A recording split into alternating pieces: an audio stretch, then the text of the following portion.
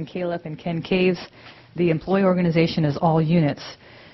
There's a carryover item from last meeting. It's conference with real property negotiators pursuant to Government Code Section 54956.8. The property is county-owned property on West 6th Street here in Madera. The county negotiators are Eric Fleming, the CAO, and Jeffrey Luritzen.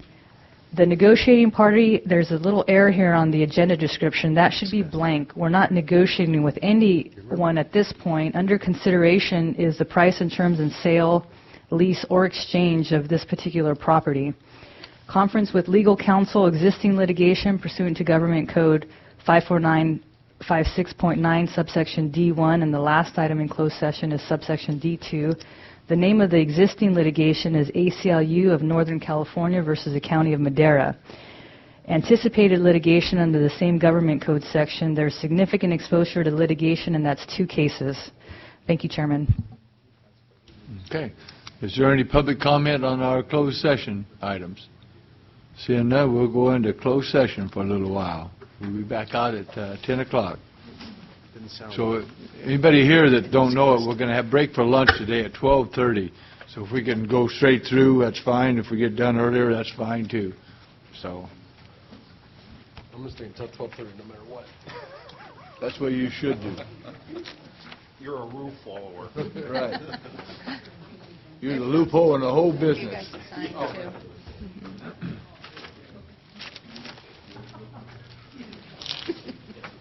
A little narrow through there. Yeah, I should probably do that.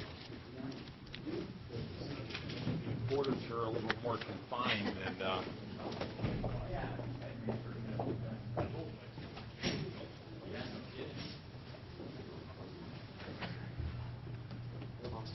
I know. Me too.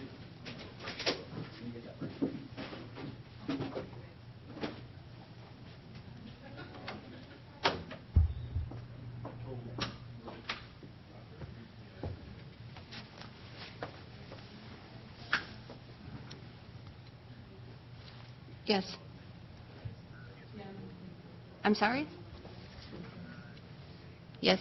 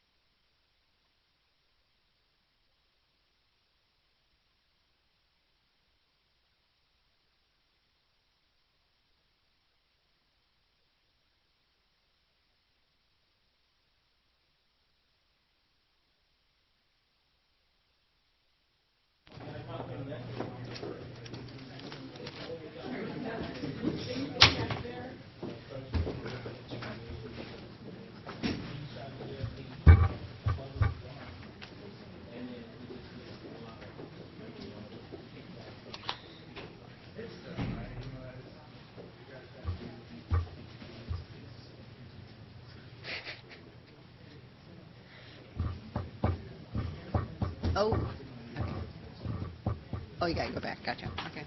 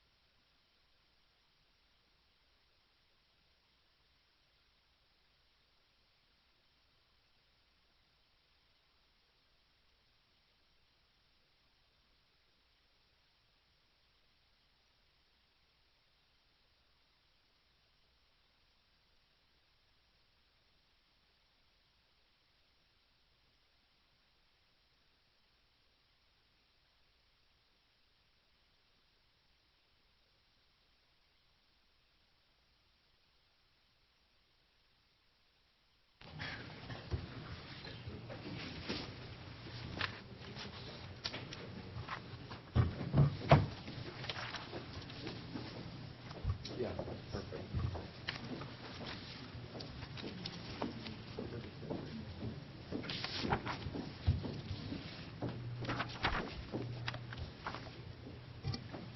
Thank you.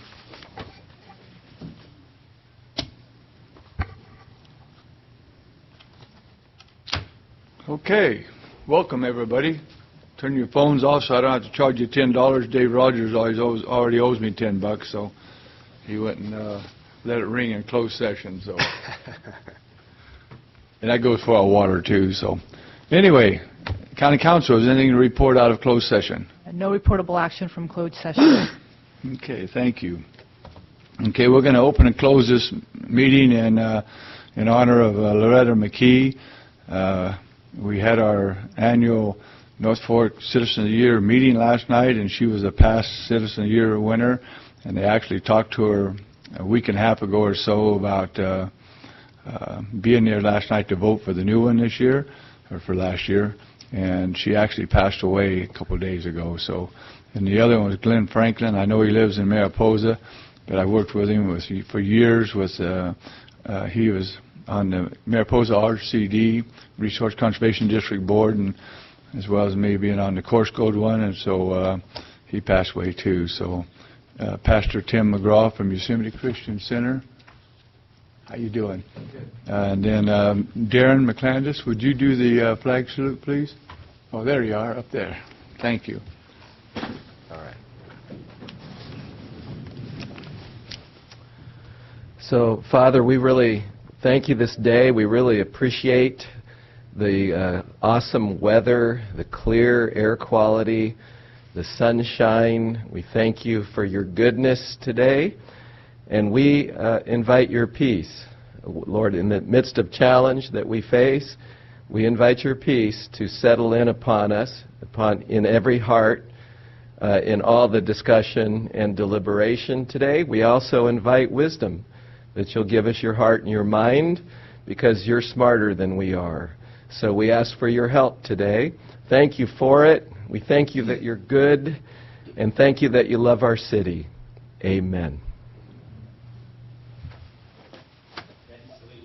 I pledge allegiance to the flag of the United States of America and to the republic for which it stands, one nation, under God, indivisible, with liberty and justice for all.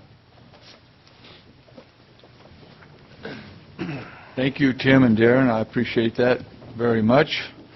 I got one announcement. We're going to go clear to 12:30 today. We're not going to break at 11:30. We're going to break at 12:30, and we'll come back at 2 if we're not done.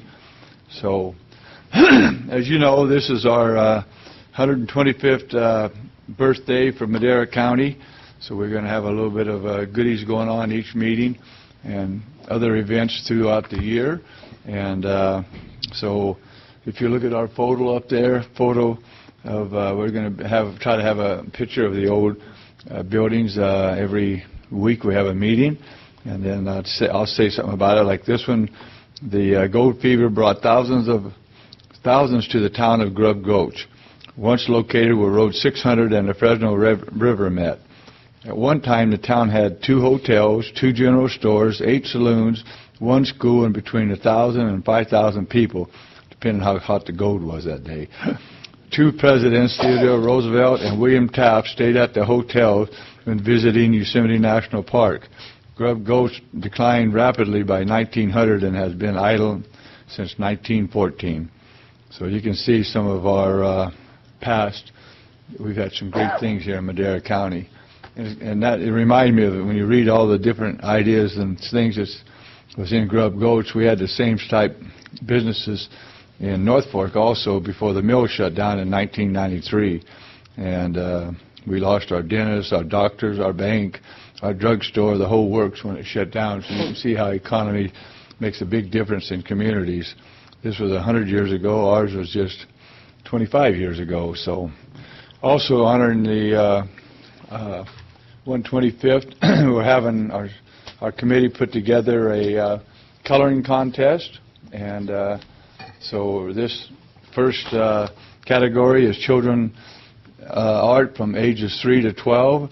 And we want the submissions in by April, and then we'll display them in our lobby over at the Government Center when we get them done. So, and then the next one will be the teen contest, and they'll be from 13 to 17 years old, and they're due in June. And then we'll have the adult one. I think Chuck Dowd's going to enter that one, so he's an artist. And that's any age, Chuck, from 18 up. And those are due in August. So anyway, it's going to be fun doing all these different things this year. So moving on, let's get in some business now. Item 4. Public comment. The first 15 minutes of each regular session is set aside for members of the public to comment on any item within the jurisdiction of the board but not appearing on the agenda. Items presented under public comment may not be discussed or acted upon by the board at this time. For items appearing on the agenda, the public is invited to comment at the time the item is called for consideration by the board. Any person addressing the board under public comment will be limited to a 3-minute presentation to ensure that all interested parties have an opportunity to speak.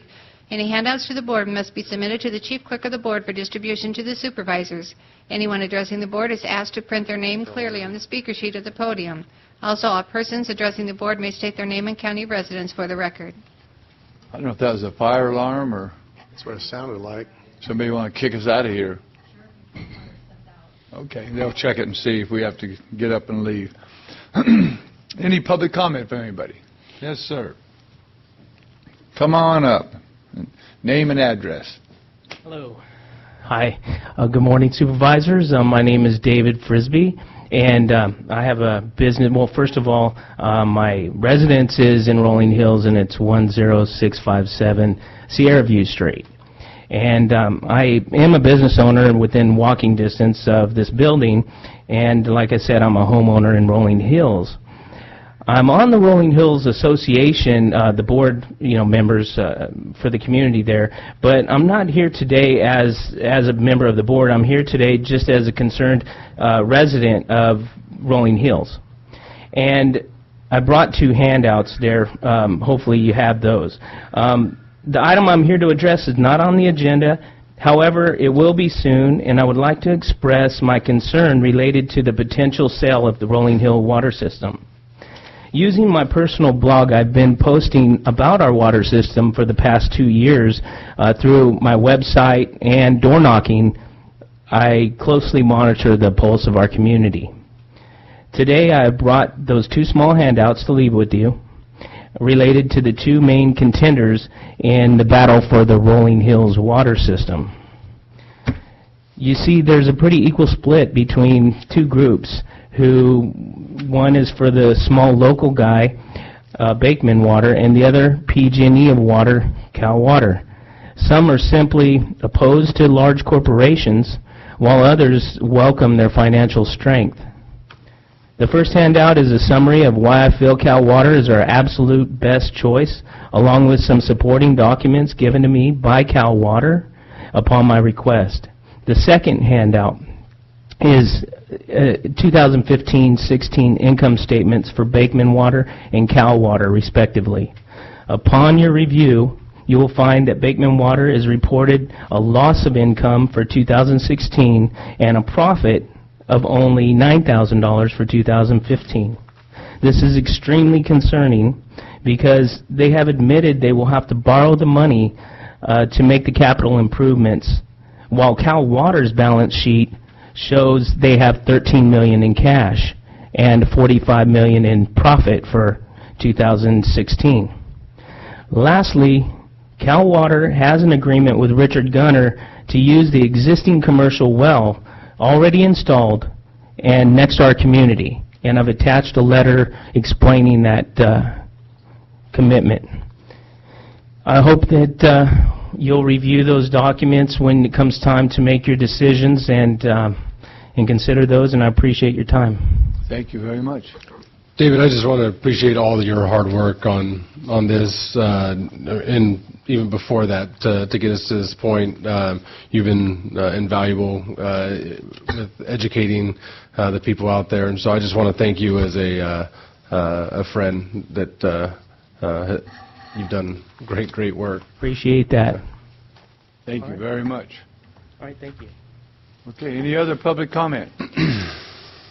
I don't see any coming. Oh, Matt? Thank you, Mr. Chairman. Matt Treber, Community and Economic Development Director for the county. I will be brief. It was probably 6 to 8 weeks ago we had an item before the board on uniform shirts for my department, and I did have a couple samples that I just wanted to show the board and anybody in attendance on what we are going with, kind of a navy blue, dark blue with our white county emblem. And then we also have a long sleeve button down as well with the white logo. So you'll see our field staff, our building inspectors, environmental health specialists, code enforcement officers. We'll be getting them geared up and getting them ready for that. So just wanted to show the board that. And thanks to Annette and Adrian through the assistance on our review and selection of the shirts. So thank you. Yeah, thank you. I'm looking forward to seeing our crew in that. Extra large, Matt. Just saying. Yeah. Good morning. Good morning, Chair and the Board. Brittany Dyer, District Chief of Staff to Supervisor Tom Wheeler.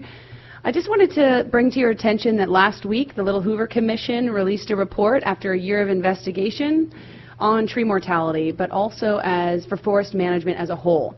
So this is a document that they've been working on for over a year. It's a bipartisan organization, third party. They've been conducting a lot of interviews.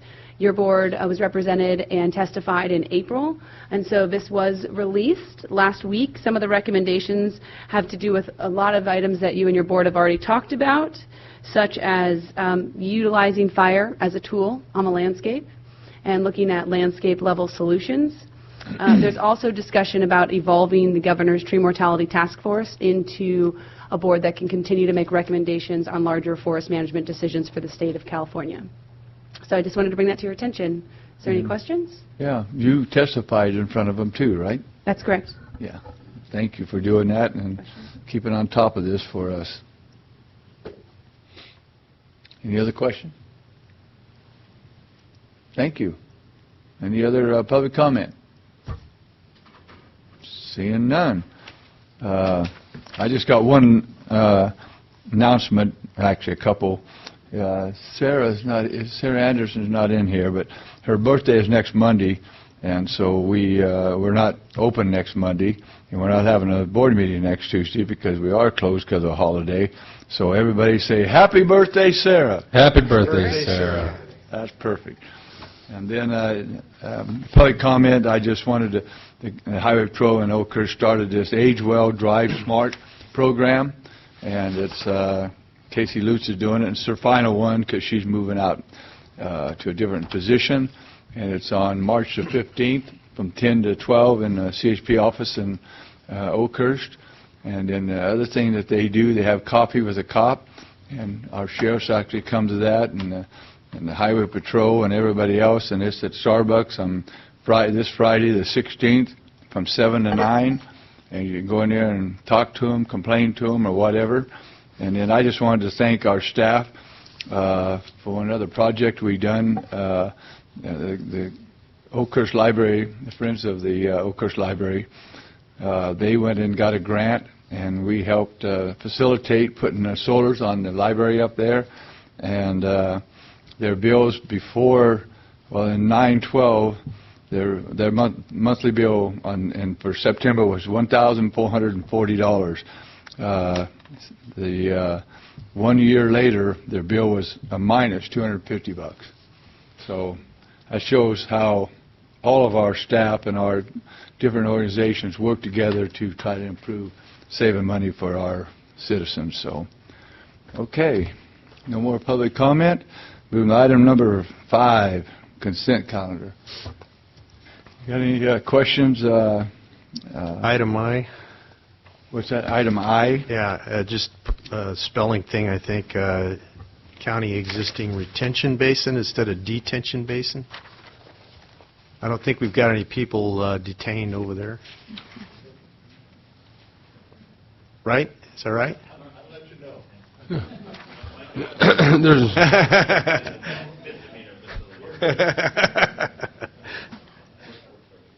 And that's the facility across the street? Right. There's a difference between detention and retention, right? Yes. Yes, there is, but any basin, the main concern is detain or retain the water for a longer period of time to allow for percolation. But it is a retention basin. Right. You're correct, so I would change that change. Thank you. Detention's okay. You're on detention now, so I mean. I'm okay either way, but Okay. the better term could be a retention basin because you retain it for a while until it percolates. To Any other detain questions? So Molly Ringwald, Judd Hirsch, and Emilio Estevez, and all the Breakfast Club aren't going to be there? Any other questions from the board on the consent calendar? Seeing none. Any public comment on the consent calendar? Seeing none. We get a motion with the correction? With the correction and with the, we're pulling one item, right? A regular. Excuse me? No. Oh, that's regular, right? Yeah. Yeah, that's right. Okay, we got a motion to approve the consent calendar with the correction. Got a second? You have a second? Got a second? Roll call, please. Call for the vote. Supervisor Rogers? Yes. Supervisor Poitras? Yes. Supervisor Frazier? Yes. Supervisor Rodriguez? Yes. Supervisor Wheeler? Yes. Vote passes 5-0. Thank you. Okay, item number 7, regular session. Number 7, County Council Department, Board Rules. Number Thank all 1, of you. introduction of an ordinance to amend Title II, Chapter 2.03, Section 2.03 of Madera County Code pertaining to the meetings of the Board of Supervisors. Waive the reading and set the public hearing for February 27, 2018 at 11 o'clock. 2, discussion and consideration to adopt a resolution amending the rules of the Board of Supervisors. Good morning, Morning. Chairman, members of the board. Regina Garza, your county counsel. And before you is an introduction to an ordinance. There's a one-pager here. I want to just say that these amendments being proposed here, I think we can summarize all these amendments in 2 words. It's to help clarify the board rules and then to help add some flexibility in the board rules and your meeting dates. You'll see here on the screen in the agenda packet is the one section in the county code that we're proposing to amend, and there's a red line here to show those changes. And I also want to just correct the recommended action for number 2. We're not asking that you adopt the resolution today. That will come back to your board on February 27th, both if there's not a lot of changes, the proposed adoption of the ordinance and adoption of a resolution. So it should read, number 2 here, discussion and consideration prior to adoption of a resolution amending the rules of the Board of Supervisors, which will come back on February 27th. And the reason for that is up here on your screen. Your board rules say, these rules may be amended from time to time by the board, provided, however, that no amendment shall be voted upon until the meeting next succeeding the meeting in which the proposed amendment was introduced. with an affirmative vote of 3 members. And so, just to be clear, you've set up your board rules as a 2-step process, very similar to ordinances that require an introduction and then an approval. Okay. So we've redlined these changes, and what this really means is that your board rules and your ordinance that sets forth the meetings are now, they now correspond to each other, and there's other general cleanup in the board rules about the process for handling these meetings. For example, the board rules say, the ordinance says that IHSS negotiations, in-house supportive services meetings shall occur on a particular Tuesday. And the reality is that sometimes they need to come in and talk with you in the middle of negotiations. And so we've added some flexibility there for your negotiators and Department Head Deborah Martinez. So if we're open to any questions and to hear any feedback you might have, so that we can decide whether to bring these back on February 27th as proposed, or if they need a few tweaks based on your desires. Any questions, fellow board members? Yeah, it looks like you're doing a great job. Ron and I went over them all yesterday, and I thought you guys did a great job. It's something we've been talking about doing for a while, and let's just go out on the road legally now and everything. So, any public comment? Seeing none, so we need a motion. I move to waive the reading and set the public hearing for February 27th, 2018 at 11 a.m. and the changes to discussion and consideration prior to adoption of a resolution amending the rules. Second. You got a second from Dave? Call for the vote. Supervisor Frazier? Yes. Supervisor Rogers? Yes. Supervisor Rodriguez? Yes. Supervisor Poitras? Yes. Supervisor Wheeler? Yes. Vote passes 5-0. Thank you very much. Thank you, staff. 7B. 7B, Sheriff Coroner's Department, consideration of approval to issue a notice of intent to award, subject to a written contract to the recommended firm of Blue Ridge Service, TerraTrack, as Tree Mortality Operations Manager for Madera County.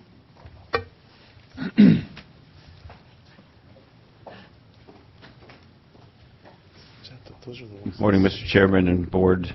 This morning we're here to ask you to consider approval to issue a notice of intent to award the Tree Mortality Services contract to Blue Ridge Services / TerraTrack as our Tree Mortality Operations Manager. There are representatives from Blue Ridge here with us today.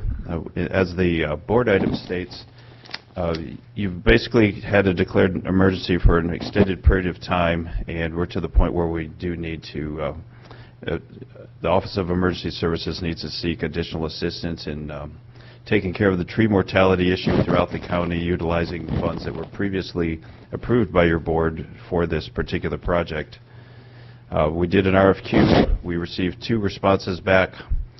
They were graded by 4 members of county staff, and all folks came up with the same ranking. So out of that ranking, Blue Ridge Services was the most appropriate vendor in our estimation, so we are asking your approval to go ahead with a notice of intent so that we can then enter into a contract with them as soon as possible to take care of the tree mortality operations. And if I can't answer your questions, either Joe, Brittany, or someone else probably can answer those for you. As long as Supervisor Frazier doesn't sing "Don't You Forget About Me." So, Any questions from my fellow board members? All I can say is this is so important that we've got some extra monies coming, and if we don't have all of our projects and stuff in line by the end of February, we're going to be in deep doo-doo. So I just got to thank Joey and the crew that he's been putting together, trying to get this stuff together, and this will greatly enhance his services he's been trying to get done, and our CAL FIRE and Jay and especially Brittany. So this is so important, and I want to thank Blue Ridge for getting this bid in. So a great company to work with. So bringing it to the public. Any questions on this? Seeing none, what's your pleasure, board? Move to approve. Second. A motion first and second. Roll call. Call for the vote. Supervisor Rogers? Yes. Supervisor Frazier? Yes. Supervisor Poitras? Yes. Supervisor Rodriguez? Yes. Supervisor Wheeler? Yes, and Vote thank you passes guys so 5-0. much, and thank you guys. Thank you, for Board. the crew for putting this together. Very, very important for our citizens up there. 7C. 7C, Sheriff Coroner's Department, discussion and consideration of approval to add one sheriff's corporal position to the sheriff's office position allocation, and direct human resources to amend the position allocation to reflect the requested change. Thank you again, Board. This particular item serves two purposes. One is we've had great partnerships with our task forces in Madera County, both the SIU that's sponsored by Madera PD and MADNET, which is your Sheriff's Narcotics Task Force. Unfortunately, CHP is in a position that they've had to withdraw their folks. Both we were previously blessed with both a mountain and a valley CHP officer in the MADNET. So neither of those positions are filled. Secondary thing is when Supervisor Portacovo isn't available from DOJ. Right now, a sheriff's deputy is the designated number 2 person, and although he's an excellent deputy, he does not have any supervisory title or any supervisory training. So we approached the CCP to fund a sheriff's corporal position, which would be a new position in our allocation. We would assign that position to MADNET. It would both bring the staffing back up to a better position, and will also provide a designated number 2 person for the task force. And I can answer any of your questions you might have about that. Questions? No questions. Public, another positive deal from one of our departments. Bring it back. Move to approve. Second. Okay, we got a first and second. Did you get those? Call for the vote. Supervisor Rogers? Yep. Yes. Supervisor Frazier? Yes. Supervisor Rodriguez? Yes. Supervisor Poitras? Yes. Supervisor Wheeler? Yes. Vote passes Thank you 5-0. again. All right. Thank you, gentlemen. Thank you. 7D. 7D, District Attorney Department, discussion and consideration of approval for additional compensation in the amount of 5% per month for Senior Administrative Analyst John Bell pursuant to Madera County Code Section 2.60.310 for the performance of additional duties in processing and editing digital media evidence effective February 1, 2018. Good morning. Good morning. Good morning. My name is Angela Hill. I'm the Assistant District Attorney here in Madera, and I am here to address any questions that you might have regarding this agenda. We got to convince us that we need this. Okay. You're an attorney. Okay. I mean, I want to hear Okay, some. I'm I want to ready. hear some goodies here, right? So, in the, I believe, does everyone has the same paperwork that I have here in front of me? We Okay. all got it. Yeah. So inside of that, there are a couple of statistics that are addressed. The question was posed to me recently, well, what did we always used to do regarding this? And my answer to that was we didn't used to have this issue. Because of the real proliferation in the use of digital media, audio recordings, digital recordings, most officers now have car cameras on their police cars. A lot of them have, Chowchilla PD, for instance, has gone to the body cam. Madera PD's, I believe, looking into doing that. Almost every interaction that takes place between an officer and a witness or a defendant is audio recorded. We frequently have video recordings of interviews of witnesses and victims and defendants. We've been inundated with digital media that we never used to have, and it never used to be an issue. So what happens is each individual law enforcement agency, of which there are several that we deal with in this county, Chowchilla PD, Madera SO, Madera PD, there's CHP, there's sometimes Fish and Game, Fish and Wildlife, Parks and Rec, Animal Control. Every different department may capture that digital media in a different way, format it in a different way, and they send it to the DA's office. And then the DA's office is responsible for this term discovery. Anything that's collected or recorded or obtained regarding a criminal case, we have the duty, the onus is on us to turn everything over to the defense so they have all of that available to them. So what happens is we get all this different digital media in different formats, however big. Sometimes we're talking about huge amounts of data. When you're talking about perhaps maybe a murder case where there's a chase scene or something and there's surveillance cameras, digital surveillance that has been obtained from different businesses throughout the course of the defendant's vehicle as it travels, could be something like that where we have huge quantities of this stuff. So it needs to be taken in by our office, and then sometimes it was recorded in a format that we don't have the ability to just open it in our office and take care of it. And as you might know personally, everybody has different varying degrees of expertise when it comes to technology, right? Well, attorneys are the same way. I mean, some of us handle a little better than others, and there are some times where, when it comes into the office, maybe we can just pop it in and figure something out, make a change, do an edit. That happens sometimes, but more often than not, it requires quite a bit more of expertise to be able to take the digital media that was received and not only copy it in a way or format it in a way that it can be then reproduced and discoverable for defense, but you don't just push a button and do that. You don't just stick it into a hard drive and push a button. It requires the expertise of knowing, oh, this is this type of media, here's the problem, this is what I have to do. Frequently it needs to be sound filtered. If the quality of the audio is poor, it requires expertise in, in the law. We refer to an expert as anyone who has more knowledge, skill, training, or experience than the layperson does in a particular field. And so in that regard, I would certainly say that Mr. Bell is an expert when it comes to sound quality. And he is able to take that digital media, filter it, and improve the quality so it can actually be heard and utilized. In addition, he'll have to filter it sometimes. He'll have to capture it in a certain way. Another thing that we do every time we want to introduce anything in the courtroom in terms of evidence that is any sort of audio recording, we also have to provide a transcript of that for the court and for the jury to read along as it goes. And a lot of times when we receive, for instance, a defendant interview, maybe there's a 20-minute pause because they left him alone in the room for a while. Yeah.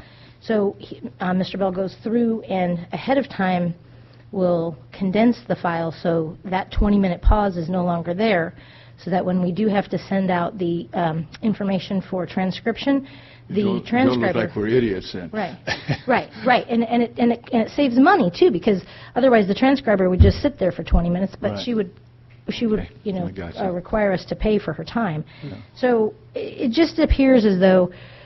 And as I just ran into Miss Say, the head of IT department, as she was leaving, so we just chatted in the hallway, and she understood and agreed with me that this problem, if you will, is just going to become exponentially bigger as time goes on, because digital media and technology is not going away. It's just changing. So we got a couple questions. Okay. So this is ultimately this will help in our prosecution of criminals by will he be able to help if somebody has a recording? He can help them get it off of their hard drive and get it to you for evidence. Yes. Right. So he has been doing that already, and in the beginning it just kind of was oh, hey, by the way, I can do that. It's not really, I wouldn't call it part of his job description, and he certainly wasn't, hired 17 years ago with that as part of the job description, but it just so happens that he has that skill set, and he's been able to utilize it for us and voluntarily started doing that. But the amount of time and effort and expertise that's required has really grown and is so because of technology, we have to respond to that, and since it is such a digital age and there's video cameras everywhere, I think someone said what George Orwell didn't see is that we would provide the cameras for Big Brother ourselves, and so I think that's if we need it to keep up with technology, I think it's a good thing to do. Thank you.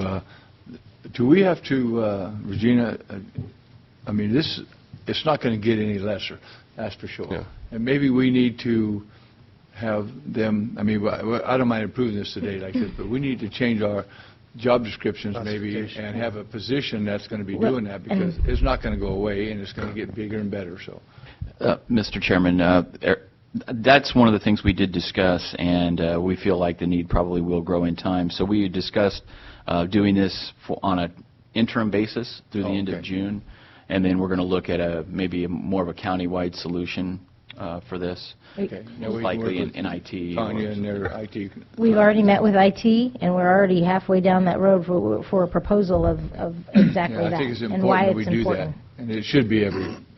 You're right. Move to approve. Oh, I ain't done yet. Any public comment? Move to approve. Okay. Second. Got a second? You, Max, or you, Rob? Rob. Call for the vote. Supervisor Frazier? Yes. Supervisor Poitras? Yes. Supervisor Rodriguez? Yes. Supervisor Rogers? Yes. Supervisor Wheeler? Yes. Bill passes 5-0. Go get those bad guys. Put them away. Thank you.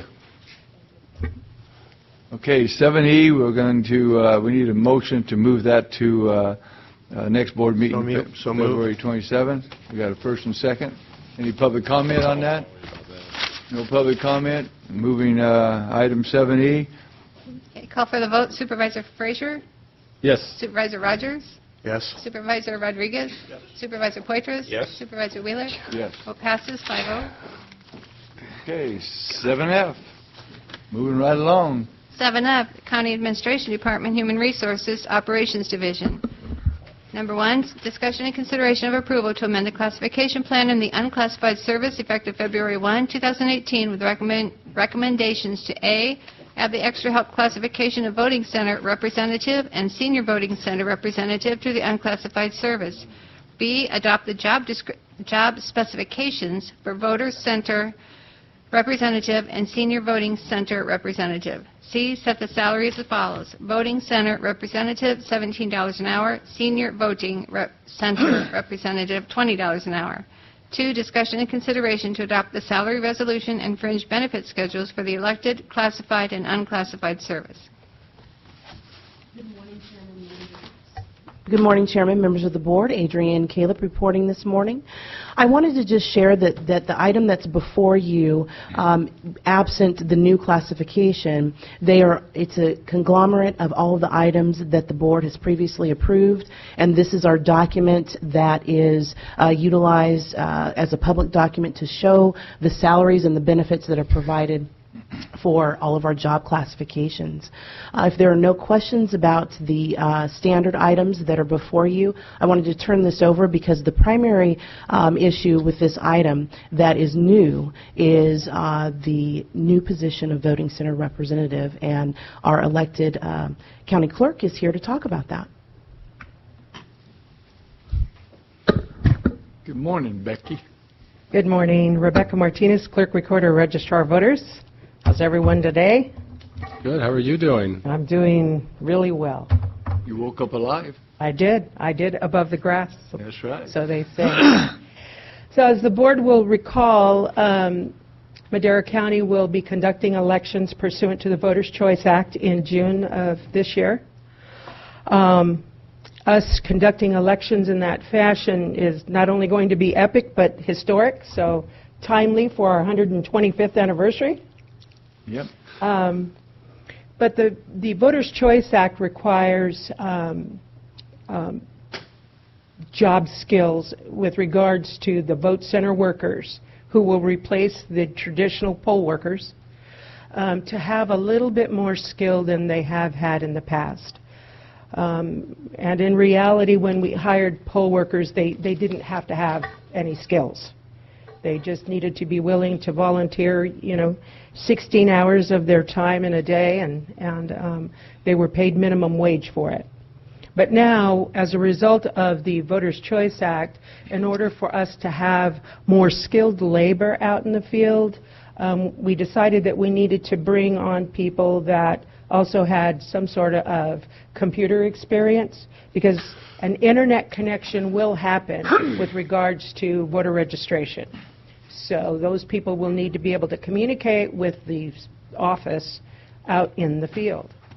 So what we've done is created some job specifications, and what I'm asking for is that the board add extra help classifications of voting center representative and senior voting center representative to the unclassified service.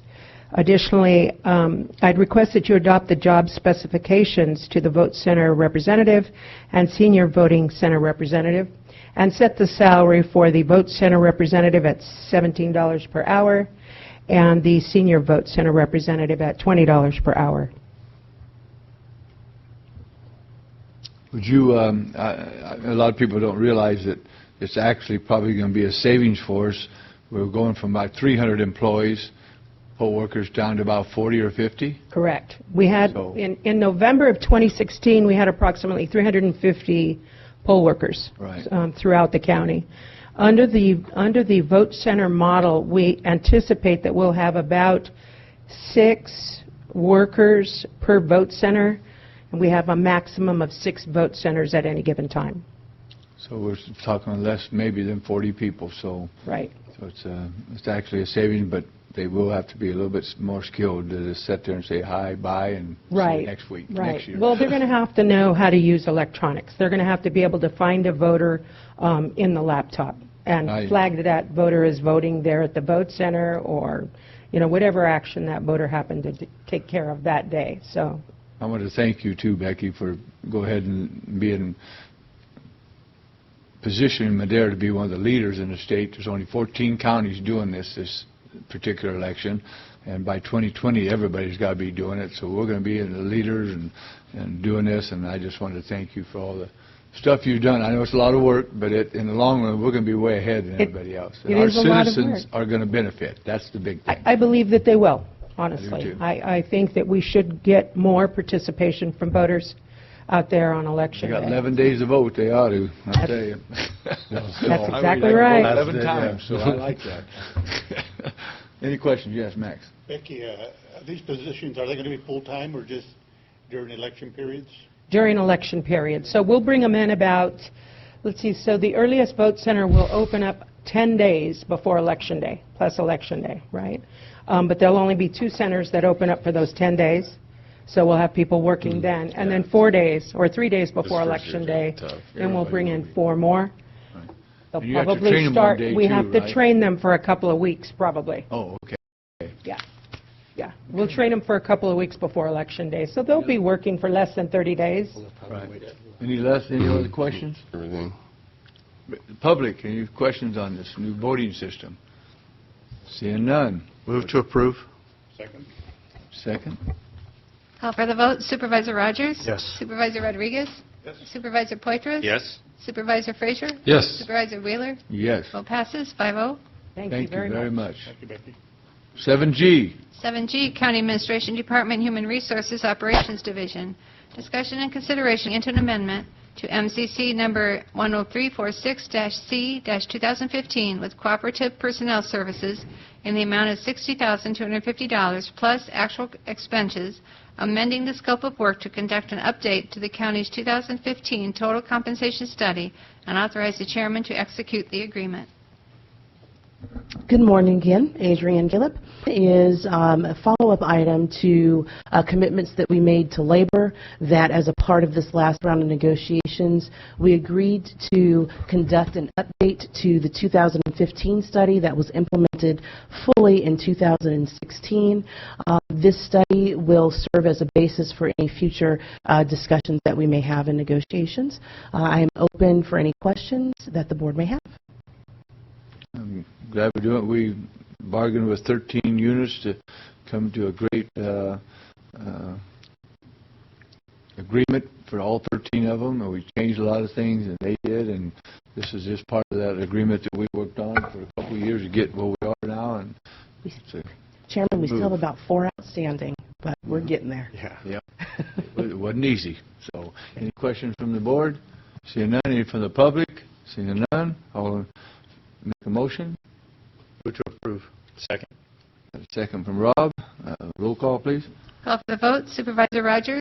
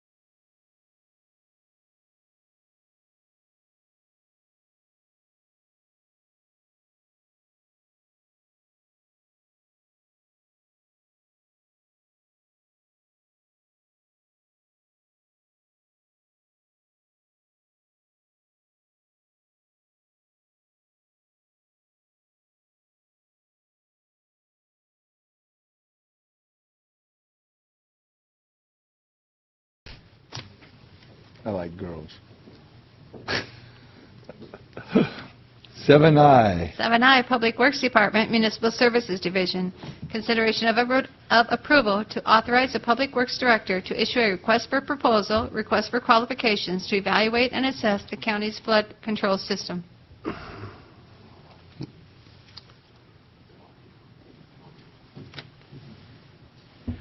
Good morning, Mr. Chairman, members of the board. Ahmad Alkat, Public Works Director. This here is a follow-up item from the November 21st presentation for flood control workshop.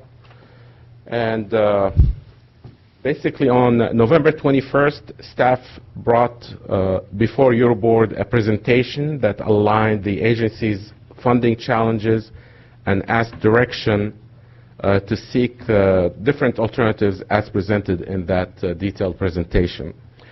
The agency's existing budget, as you all know, is insufficient for carrying out routine maintenance and operations and to cover its cost share for grant capital improvement projects for flood control facilities.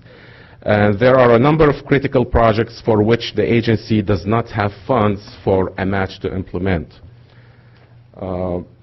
Just briefly from that presentation, I illustrated that the agency's drainage and flood control infrastructure is extensive, as it includes well over 100 miles of channels and levees composed of rivers, creeks, and sloughs. When flooding occurs in a community, it will be affecting personal properties, homes, and agriculture, and the assessed values of these properties are in the millions. We would like to send your, basically I'm here to ask for direction, to issue a request for proposal and qualifications, to evaluate the county's flood control system, and to address the needs and pursuing strategies for generating additional revenues for the agency. And I'm here for any questions you have. Any questions? Yeah, I've got Mr. Rogers. Yeah, there's 3 reasons why this is important.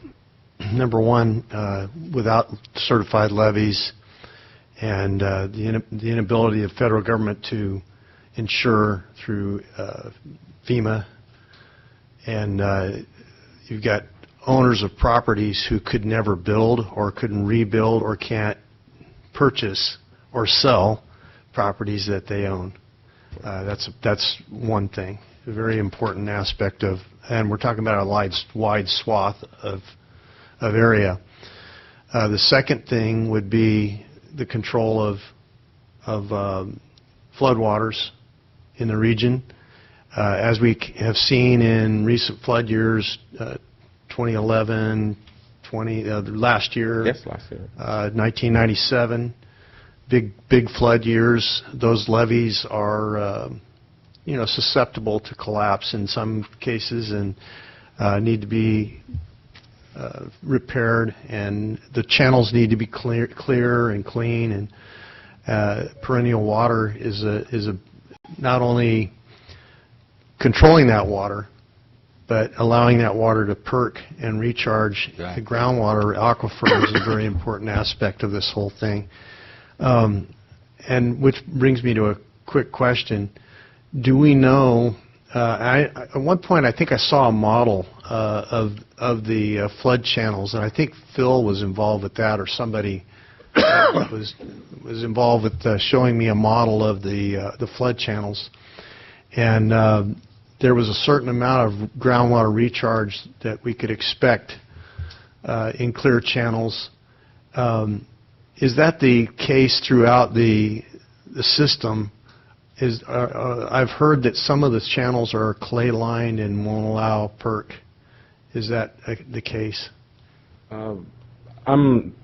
Thank you for the question. I'm not very sure of the intent here of your question, but yes, if water is going through, percolation is happening. It's true that I've heard of talks of having a clay layer, under the riverbeds, that by the act of simply digging through or putting dry wells in, Right. that of course will increase the percolation. That's true.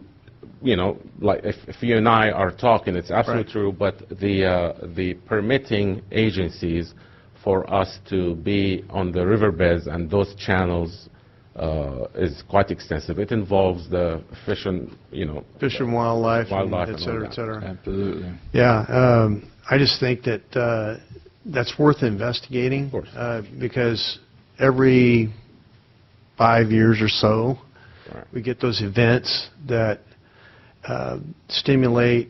In some cases, you got I think it's Berenda and Ash that between 1,500 and 3,000 cubic feet per second going down those sloughs, and capacity is kind of has diminished. Some of them were designed for much more. The capacity is diminished as a result of twists and turns that have developed. They've almost turned into like natural rivers rather than slough basins, and they're really designed to channel water rather than to just meander. There are many aspects that also diminish, not only increase the flood risk by interfering on the path of the water by some property owners. Yeah, I've seen some right turns in those things. Absolutely. And that's just not a good thing for quite unnatural flood for a control. natural channel. Right. And the other thing also is, this is what I'm seeking here, to maintain the channels is simply I need to take the vegetation out. The vegetation takes quite an amount of groundwater. Right. If it's within the river. So if we go and clear the rondos and the vegetation over there and take all the debris, that will also increase our chances of groundwater recharge, which is something that we should always be doing. Yeah, the rondo is a big problem, and 7 acre-feet per acre loss per year, and that's a lot of water when you consider the mileage of that slough. And we've made some good headway in eradicating arundo for many miles. I'd like to see that process continue, and I thank you for bringing this forward because it's an important issue. Yeah, I think you better get a hold of Jack Fry and tell him. Well, yeah, Jack Fry would tell you, clear channels, Rogers, clear channels. That's what he would always say. Max. About what Dave said is correct, but we have a dry year again. Hopefully not, but we are having a dry year, and the time to those studies should be made immediately.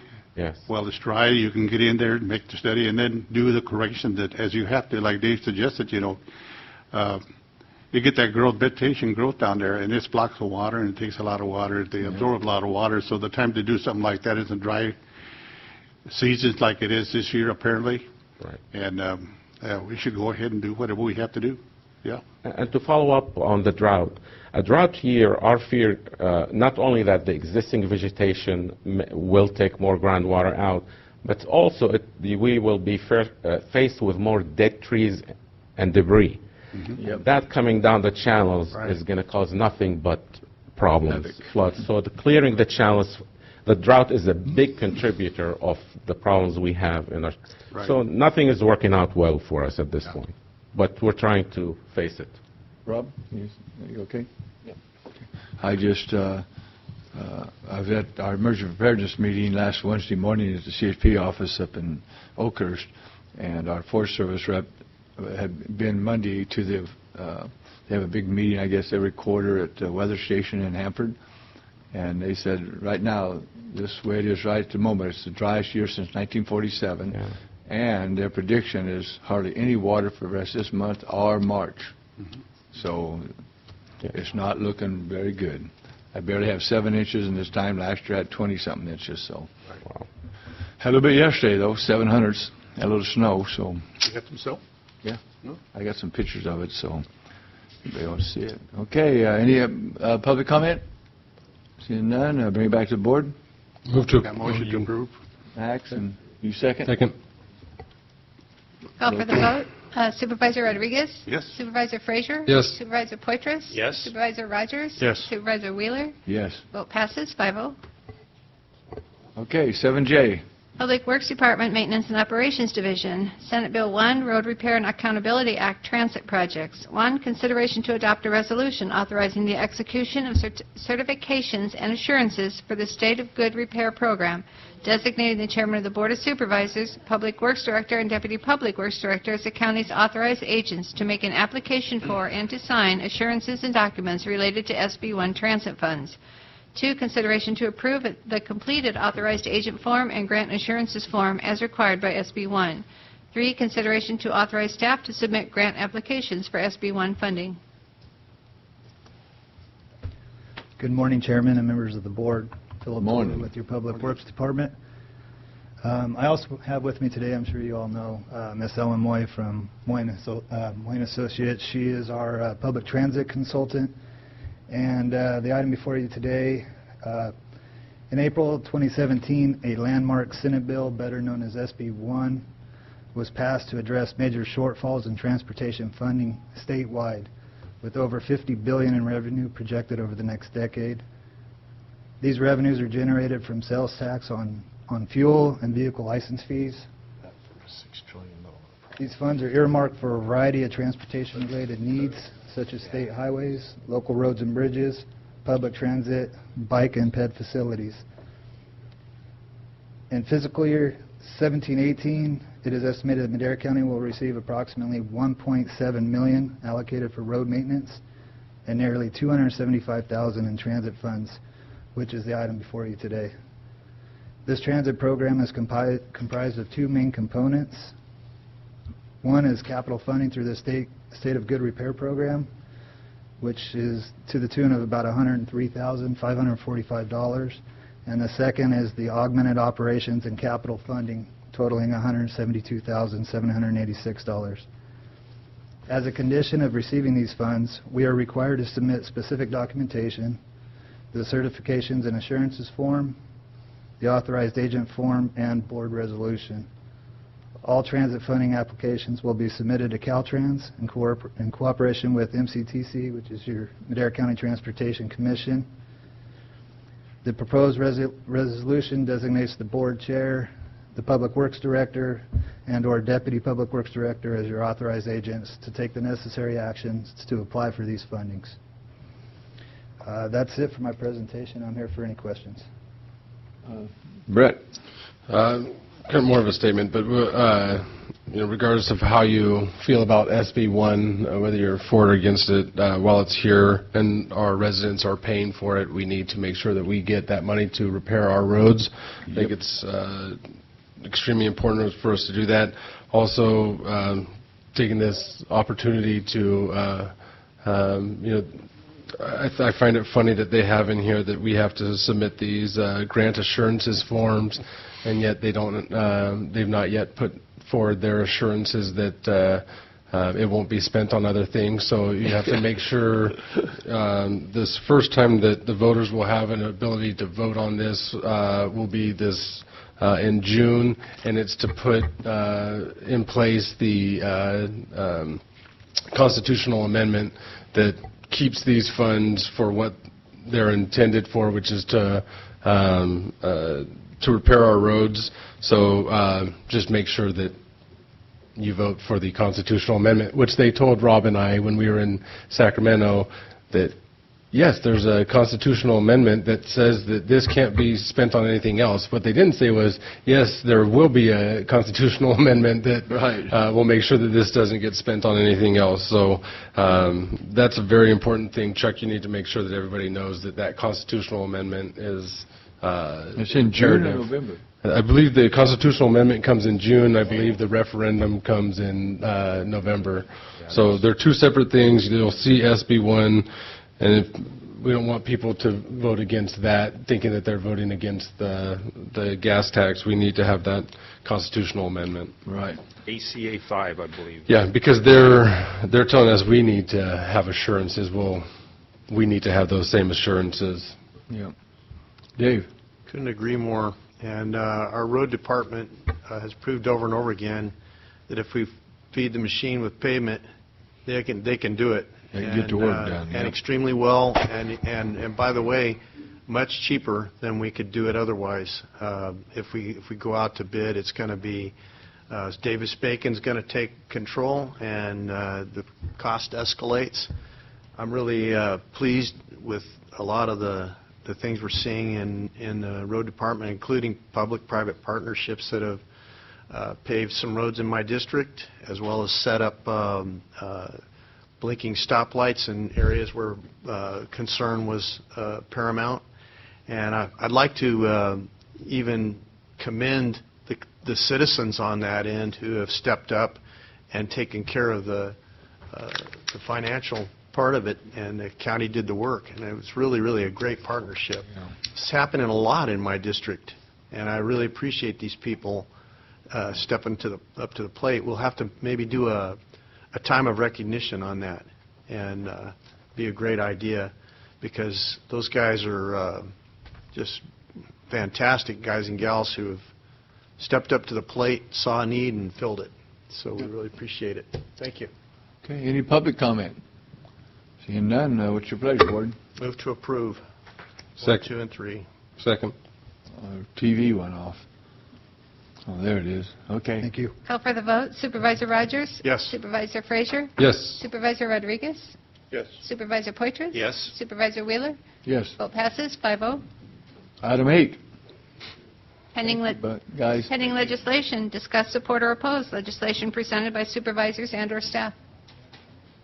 any pending legislation? I don't see none. Any from you guys? Item 9. Supervisors Rob? and staff. Thank you. Max? Nothing to report. I attended the JPA yesterday.